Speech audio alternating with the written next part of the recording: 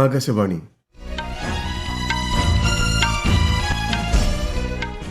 നമസ്കാരം. വാർത്തകൾ വായിക്കുന്നത് നരേന്ദ്രമോഹൻ.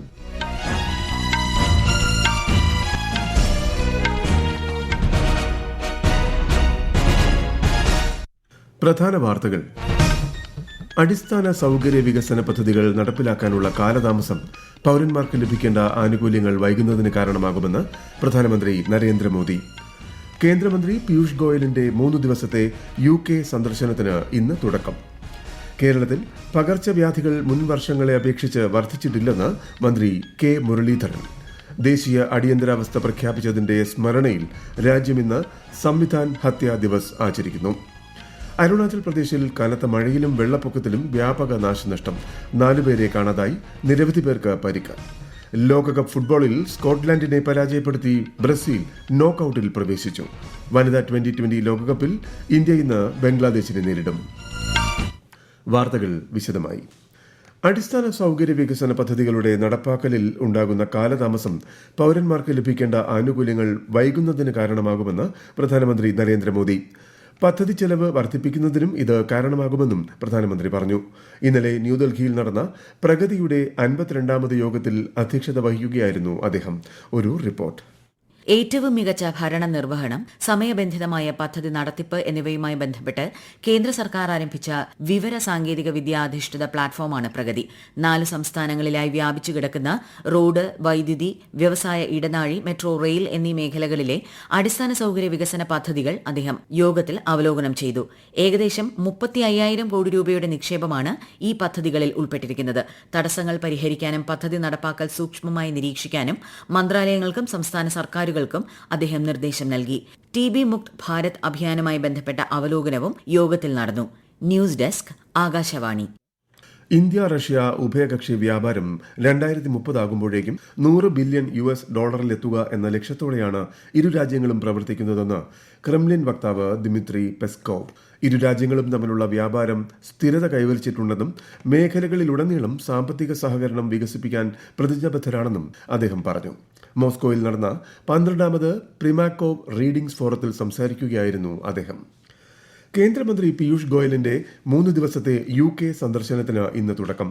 ഇന്ത്യ UK സമഗ്ര സാമ്പത്തിക വ്യാപാര കരാർ അടുത്ത മാസം 15-ന് പ്രാബല്യത്തിൽ വരാനിരിക്കെയാണ് ഈ സന്ദർശനമെന്ന് വാണിജ്യ വ്യവസായ മന്ത്രാലയം അറിയിച്ചു.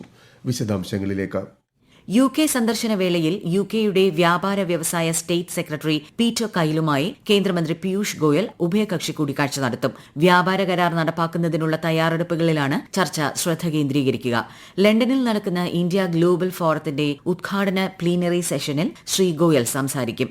പ്രമുഖ ആഗോള കമ്പനികളുടെ എക്സിക്യൂട്ടീവുകളുമായി സംവദിക്കുന്ന മന്ത്രി UK ഇന്ത്യ ബിസിനസ് കൌൺസിൽ സംഘടിപ്പിക്കുന്ന ബിസിനസ് സെഷനിലും പങ്കെടുക്കും. പ്രമുഖ ആഗോള സാമ്പത്തിക വ്യാവസായിക സ്ഥാപനങ്ങളുടെ പ്രതിനിധി മായി ഏഷ്യ ഹൌസ് സംഘടിപ്പിക്കുന്ന വട്ടമേശ സമ്മേളനത്തിനും അദ്ദേഹം നേതൃത്വം നൽകും. News desk, Akashvani. രാജ്യം ഇന്ന് സംവിധാൻ ഹത്യാ ദിവസ് ആചരിക്കുന്നു. ആഭ്യന്തര അസ്വസ്ഥതകൾ ചൂണ്ടിക്കാട്ടി 1975 ജൂൺ 25-നാണ് അന്നത്തെ രാഷ്ട്രപതി ഫക്രുദ്ദീൻ അലി അഹമ്മദ് ഭരണഘടനയുടെ ആർട്ടിക്കിൾ 352 പ്രകാരം ദേശീയ അടിയന്തരാവസ്ഥ പ്രഖ്യാപിച്ചത്. അക്കാലത്തെ ദുരിത നടപടികളുടെ ഓർമ്മപ്പെടുത്തലായാണ് ദിനാചരണം. അടിയന്തരാവസ്ഥ ഏർപ്പെടുത്തി 50 വർഷം പിന്നിടുന്നതിന്റെ ഭാഗമായി സാംസ്കാരിക മന്ത്രാലയത്തിന്റെ നേതൃത്വത്തിൽ നടന്നുവന്ന 1 വർഷം നീണ്ട പരിപാടികളുടെ സമാപന ചടങ്ങ് ഇന്ന് ന്യൂഡൽഹിയിൽ സംഘടിപ്പിക്കും.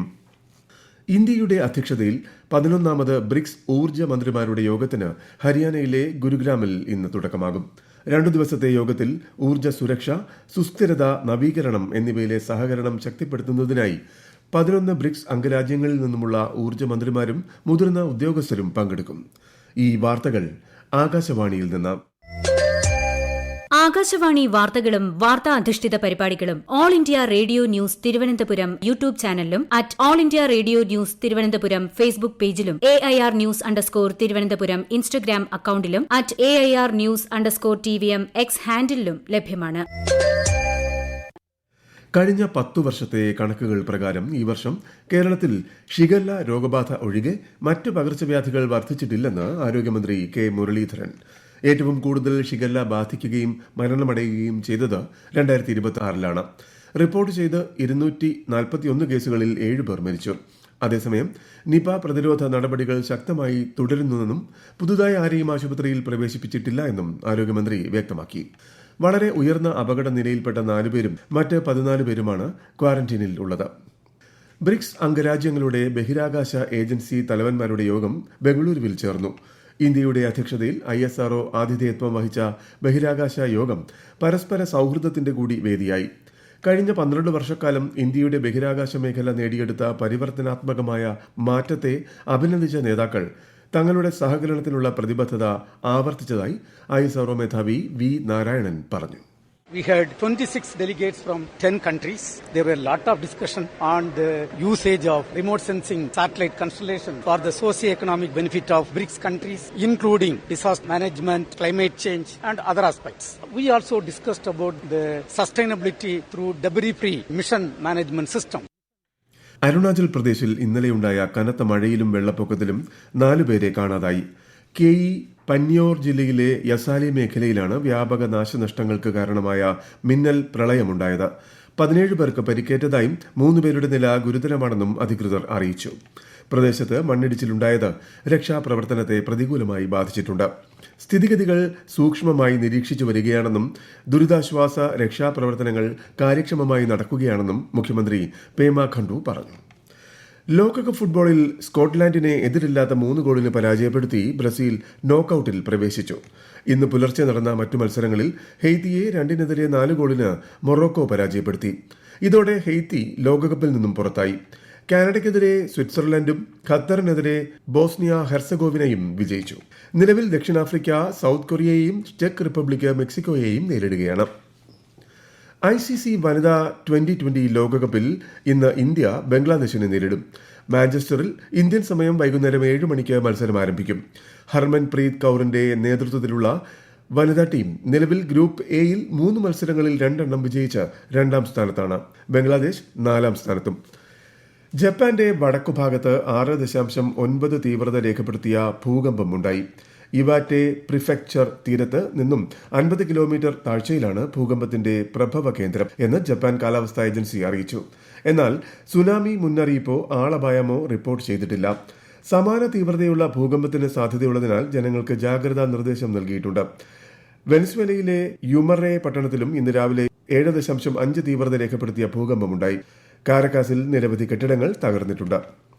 കേന്ദ്രീയ വിദ്യാലയങ്ങൾക്കായുള്ള 2025-26 36ാമത് ദേശീയ യുവജന പാർലമെന്റ് മത്സരത്തിന്റെ സമ്മാനദാനം ഇന്ന് ന്യൂഡൽഹിയിൽ പാർലമെന്ററി കാര്യ സഹമന്ത്രി അർജുൻ റാം മേഘ്വാൾ നിർവഹിക്കും. ദേശീയ തലത്തിൽ 1ാം സ്ഥാനം നേടിയ ന്യൂഡൽഹി ഡോക്ടർ രാജേന്ദ്ര പ്രസാദ് കേന്ദ്രീയ വിദ്യാലയത്തിന് സർദാർ വല്ലഭായ് പട്ടേൽ റണ്ണിംഗ് പാർലമെന്ററി ഷീൽഡും ട്രോഫിയും സമ്മാനിക്കും. പ്രാദേശിക തലത്തിൽ കേരളത്തിൽ നിന്നും തിരുവനന്തപുരം പള്ളിപ്പുറം കേന്ദ്രീയ വിദ്യാലയത്തിനും പുരസ്കാരം ലഭിക്കും. പ്രധാനമന്ത്രി നരേന്ദ്രമോദി ആകാശവാണിയിലൂടെ ജനങ്ങളുമായി ആശയങ്ങൾ പങ്കുവയ്ക്കുന്ന പ്രതിമാസ റേഡിയോ പ്രഭാഷണ പരിപാടി മൻ കി ബാത് ഈ മാസം 28-ന് രാവിലെ 11 മണിക്ക് നടക്കും. പരിപാടിയുടെ 135ാം പതിപ്പാണ് ഇത്. മൻ കി ബാത്തിലേക്കുള്ള ആശയങ്ങളും അഭിപ്രായങ്ങളും നാളെ വരെ MyGov, നമോ ആപ്പ് അല്ലെങ്കിൽ 1801178000 എന്ന ടോൾ ഫ്രീ നമ്പറിലൂടെയോ അറിയിക്കാം.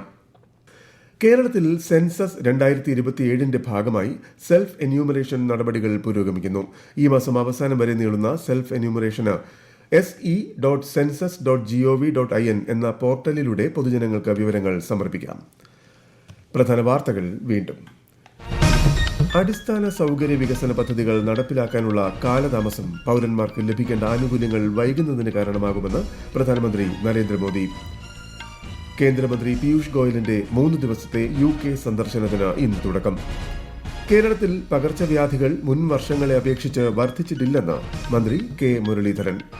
ദേശീയ അടിയന്തരാവസ്ഥ പ്രഖ്യാപിച്ചതിന്റെ സ്മരണയിൽ രാജ്യം ഇന്ന് സംവിധാൻ ഹത്യാ ദിവസ് ആചരിക്കുന്നു. അരുണാചൽ പ്രദേശിൽ കനത്ത മഴയിലും വെള്ളപ്പൊക്കത്തിലും വ്യാപക നാശനഷ്ടം. 4 പേരെ കാണാതായി. നിരവധി പേർക്ക് പരിക്ക്. ലോകകപ്പ് ഫുട്ബോളിൽ സ്കോട്ട്ലാൻഡിനെ പരാജയപ്പെടുത്തി ബ്രസീൽ നോക്കൌട്ടിൽ പ്രവേശിച്ചു. വനിതാ 2020 ക്രിക്കറ്റ് ലോകകപ്പിൽ ഇന്ത്യ ഇന്ന് ബംഗ്ലാദേശിനെ നേരിടും. വാർത്തകൾ കഴിഞ്ഞു. അടുത്ത വാർത്താ പ്രക്ഷേപണം ഉച്ചയ്ക്ക് 12:30.